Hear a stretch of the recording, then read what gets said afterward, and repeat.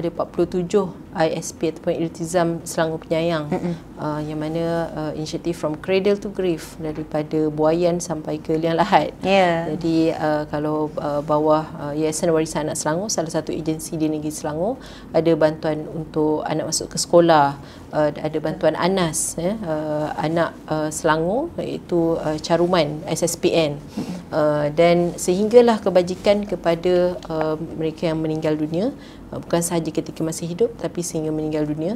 Saya kira ini adalah hasrat Kerajaan Negeri Selangor untuk memastikan moto rancangan Selangor Pertama itu menjadi negeri yang makmur, mampan, bijak dan berdaya huni itu direalisasikan.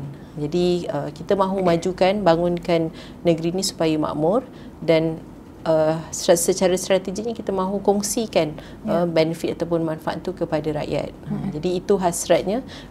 Ada banyak lagi peluang-peluang untuk kita teroka sebenarnya, untuk bantu rakyat untuk merasai bahawa pentadbiran negeri ini kita mahu urus dengan baik, dan hasilnya ataupun kesannya dirasai secara bersama, bukan hanya mereka yang pembayar cukai sahaja ataupun mereka yang dalam sektor-sektor tertentu, tetapi meliputi semua lapisan masyarakat, tak kira bangsa dan agama.